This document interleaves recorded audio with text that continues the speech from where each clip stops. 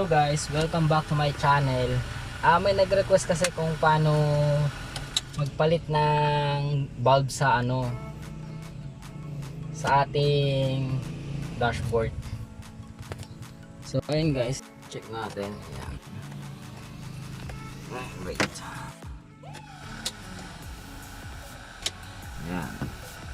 So papalitan natin 'yan.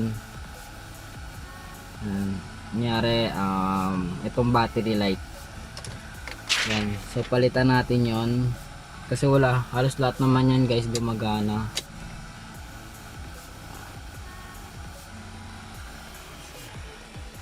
So start na natin.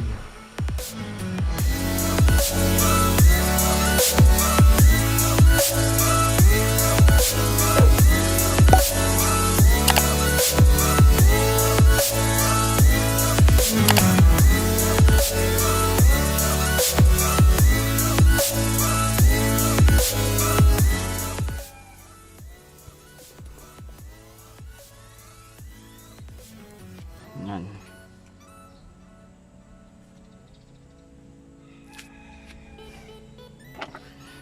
Ito guys yung unang screw dito sa right side nakuha.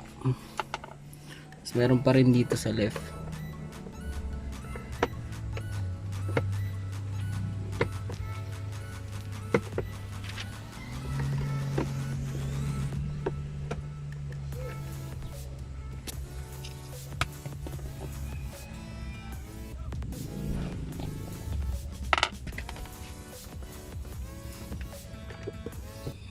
Ito po ng makabilaan, left right sa baba.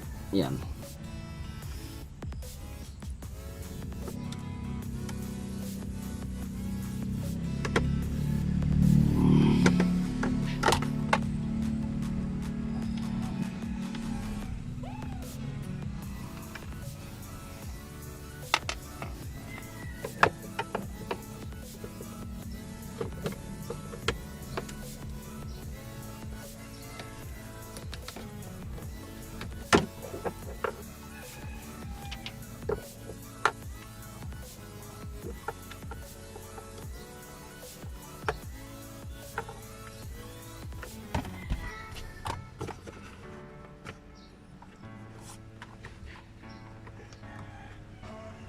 Ito pa guys, dalawa.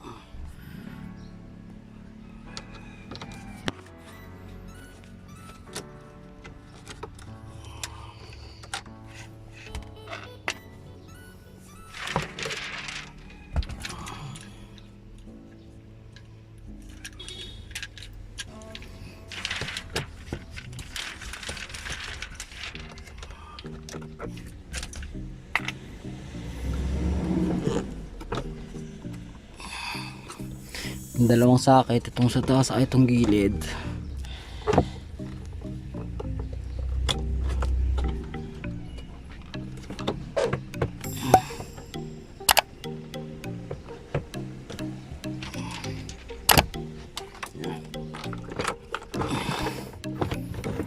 So ayun guys, meron pa siya sa likod.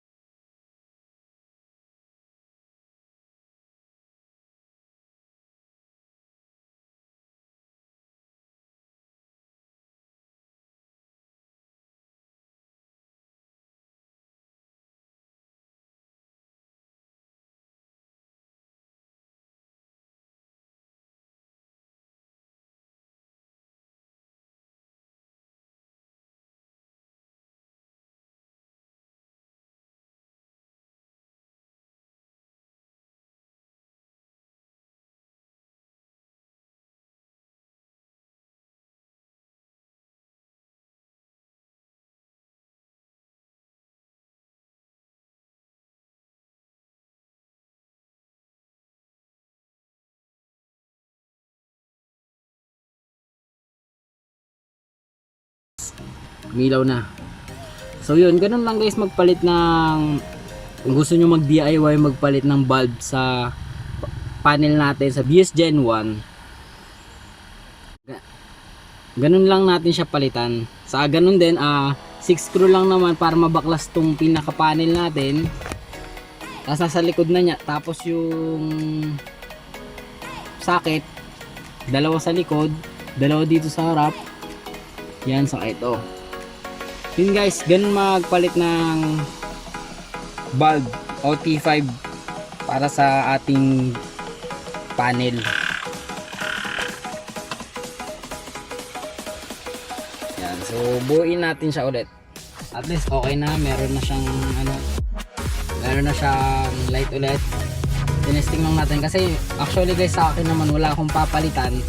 Pinakita ko lang sa inyo paano baklasin.